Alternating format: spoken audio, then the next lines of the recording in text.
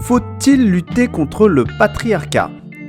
Bonjour à tous, je suis Tolo et je suis le créateur de ce podcast qui a pour but d'aborder les relations et notamment les relations hommes-femmes avec une base de développement personnel, de spiritualité et de tantra. À moins que vous ne viviez dans une grotte, vous avez sûrement vu fleurir tous ces mouvements féministes de ces dernières années qui se battent pour le droit des femmes et qui, systématiquement dans leur discours idéologique, se disent lutter contre le patriarcat. Et aujourd'hui, j'ai vraiment envie de parler de ce sujet car dans ce podcast, on aborde les sujets des relations hommes-femmes via un prisme énergétique et spirituel et non politique et sociétal, comme d'autres le font couramment ou comme moi-même je peux le faire dans un autre podcast. Et je pense qu'il est temps en fait d'éclairer un peu les angles morts sur certains sujets et notamment celui-là que je trouve assez critique. Et donc j'annonce d'ores et déjà que cet épisode va être associé à notre série sur la compréhension de l'énergie masculine. Commençons. Déjà, je ne doute pas que l'intention initiale de ces mouvements est de rétablir une certaine justice. Mais ce n'est pas parce que l'intention est positive que le combat est juste au regard des lois universelles. Et donc, je t'invite à écouter un autre de mes podcasts qui est exclusivement dédié à la spiritualité et l'énergie. Et j'ai un épisode où je parle justement de l'instrumentalisation de nos bonnes intentions par les forces de l'ombre. Et en fait, j'ai bien l'impression que c'est un peu ce qui se passe ici. Déjà, j'ai envie de commencer par définir ce qu'est le patriarcat. En fait, si je résume simplement contre quoi se battent ces mouvements, c'est en fait contre un système construit pour favoriser les hommes au détriment des femmes. Et en fait, la meilleure preuve serait finalement la présence de tous ces hommes dans les postes clés, notamment dans les postes où il y a du pouvoir et de l'argent. Et ça, je comprends complètement ce constat, qui est absolument vrai. Il y a beaucoup plus d'hommes dans les postes clés, au sens justement de pouvoir et d'argent, que de femmes. Maintenant, en fait, apportons quelques éléments pour mieux comprendre la problématique et comprendre où je veux t'amener. Déjà, le terme qui est choisi de patriarcat n'est pas anodin, parce que finalement, quand on creuse un peu plus précisément dans la définition, en fait, on fait référence à l'énergie du père et à sa place dans l'organisation. Et plus précisément, ce qu'on remet en question, c'est l'autorité du père et donc de l'homme, parce qu'elle favorise la domination de l'homme sur la femme. Et en fait, si je reformulais plus simplement le mouvement d'un point de vue énergétique, lutter contre le patriarcat, c'est lutter contre l'énergie du père que l'on va associer ici à l'autorité. Mais en fait, en réalité, lutter contre l'énergie du père, c'est lutter contre tout ce qu'elle représente, à savoir l'autorité, mais aussi l'ordre, la loi, le pouvoir, la structure et bien d'autres encore. Et vous noterez en fait comment l'énergie du père ressemble évidemment à l'énergie masculine, et je vous expliquerai le lien un peu plus tard dans ce podcast. Et donc le problème, c'est que cette manière d'organiser nos sociétés, apparemment n'a plus lieu d'être dans notre monde d'aujourd'hui où tout le monde est censé être libre et égaux. Et pour ceux qui pensent que je fais un mauvais raccourci quand j'associe la lutte contre le patriarcat et la lutte contre l'énergie du père, en réalité, c'est exactement ce qu'il se passe d'un point de vue énergétique. En luttant contre le patriarcat, finalement, sur les plans subtils, nous luttons contre l'énergie du père, contre l'archétype du père et toutes ces représentations inconscientes et symboliques qui sont ancrées en nous au plus profond de notre être et de notre espèce. Et donc la question qu'on peut se poser ici, c'est finalement, au regard de tous ces éléments, déjà, est-ce que c'est juste de lutter contre cette énergie qui a l'air de créer des injustices fortes entre les sexes ? Et donc avant de répondre à cette question, je vais revenir sur la relation de l'homme, au sens masculin justement, à l'énergie masculine. Déjà, il faut bien comprendre que l'énergie masculine est une énergie qui existe dans l'univers et qui se manifeste à travers toute la création et notamment à travers les individus, hommes comme femmes. Mais, comme je l'ai expliqué dans des podcasts précédents, l'homme est le réceptacle parfait de cette énergie de par son corps physique et tout ce qui en découle sur les autres plans. Donc, je vous réfère à mes autres podcasts sur l'énergie masculine et notamment l'origine de l'énergie masculine.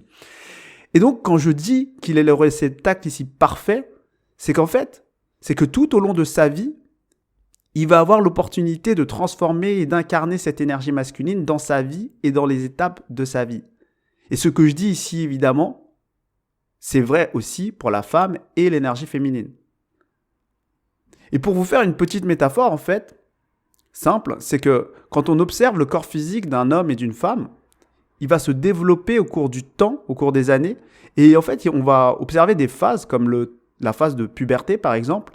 Et on va pouvoir voir physiquement l'évolution du corps. Ça va être visible. Et évidemment, cette évolution va être genrée.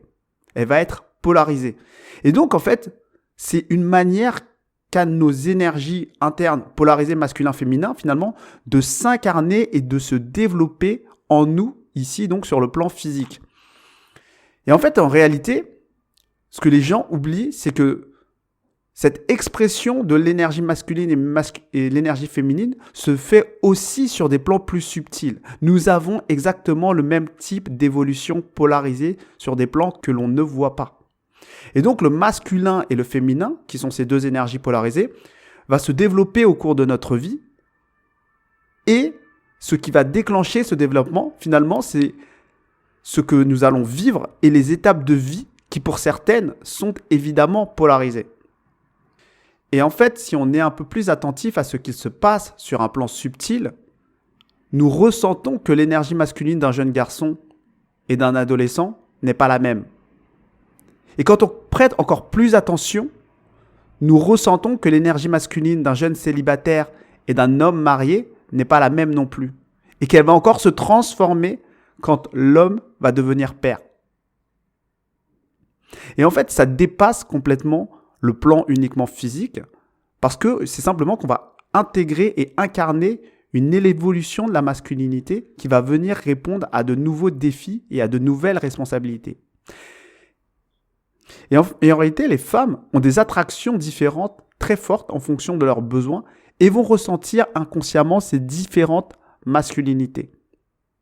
Et ça n'aura rien à voir avec l'apparence physique ou la testostérone. En fait, c'est quelque chose de plus subtil, de plus énergétique. Elles vont pouvoir ressentir, en fait, les hommes mariés et les pères de famille, parce qu'ils portent quelque chose de particulier dans leur énergie.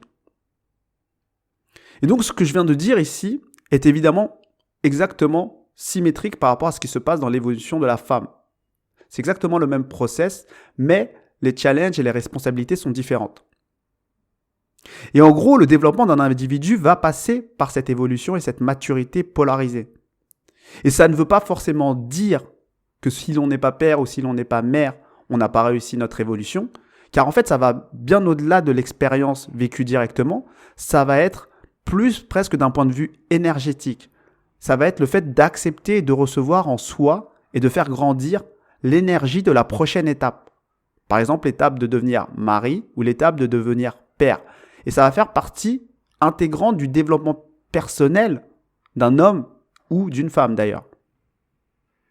Et donc le fait de le toucher énergétiquement et de s'y préparer va favoriser le développement de cette évolution polarisée. Et donc vous l'aurez compris, lutter contre le patriarcat, c'est donc lutter contre l'énergie du père et c'est donc empêcher les hommes de grandir dans leur masculinité. Et ce n'est pas parce qu'il y a des abus sur ces sujets-là qu'il faut les couper de cette phase de leur évolution. Et quand on regarde bien, cette lutte contre le patriarcat, en fait, finalement, ne date pas d'hier et a commencé il y a bien longtemps de manière peut-être inconsciente.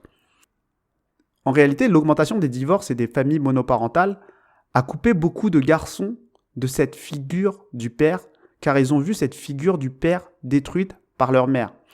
Et parfois, très paradoxalement, on peut ressentir qu'il vaut mieux avoir un père absent et une figure du père présente que d'avoir un père présent et vivant, ou encore dans le foyer, mais la figure du père détruite. Très paradoxalement, ça fait beaucoup moins de dégâts. Et donc, en fait, on a déjà largement créé cette génération d'hommes qui n'arrivent plus à grandir dans leur masculinité. Elle est déjà autour de nous. Et certains vont compenser avec un développement physique. Mais en fait, on va sentir dans l'énergie, dans l'esprit, qu'il n'y a plus cette virilité.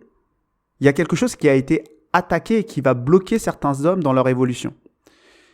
Et d'ailleurs, beaucoup de femmes aujourd'hui se plaignent de cette génération qui sont restées un peu des enfants adolescents ou éternels célibataires et qui ne prennent plus finalement leurs responsabilités parce que les hommes, d'un point de vue énergétique, ont été castrés dans le sens où on les culpabilise de grandir dans leur prochaine étape qui est l'énergie du père, car toute la société finalement lutte contre cette énergie qu'ils portent profondément en eux. Et donc, faut-il lutter contre le patriarcat ? Évidemment que non. Si le rôle de la mère a une importance capitale pour des raisons évidentes, le rôle du père a exactement la même importance pour d'autres raisons. Et qu'il y ait des dérives, je le conçois complètement, qu'il y ait des injustices ou des inégalités, je le conçois, mais on pose extrêmement mal le problème. Et donc, dans un prochain podcast, je reviendrai plus en détail sur l'énergie du père et l'énergie de la mère, mais je mettrai un focus sur l'énergie du père, qui sont des archétypes différents, qui sont ancrés dans notre inconscient collectif, et on verra en détail en fait ce qu'ils représentent et surtout pourquoi il y a certaines aussi dérives toxiques. Voilà, c'est la fin de ce podcast sur le thème du patriarcat et de l'énergie masculine. Si tu veux en savoir plus, n'hésite pas à nous rejoindre sur Exploration et Connexion. Et si tu veux aller plus loin, si tu es en couple et que tu es face à des incompréhensions de la part de ton conjoint et que tu n'arrives pas à te positionner par rapport à ta polarité ou sa polarité, nous aidons en fait les hommes à se reconnecter à leur polarité et nous aidons les femmes à comprendre certaines réactions masculines. Donc ne déconnectez pas vos hommes de leur polarité, aidez-les à la faire évoluer vers le masculin qui est plus sacré. Nous proposons des coachings et des ateliers très différents pour répondre à ce type de problématique. Et notre objectif est vraiment de réconcilier les hommes et les femmes de manière le plus juste selon nous. Et on va travailler donc sur l'individu, son développement personnel, sa polarité, et on va travailler justement sur la connexion à l'autre, donc la relation. Donc n'hésite pas à commenter ou simplement nous notifier que tu as aimé ce podcast. Je te souhaite une bonne journée et à bientôt.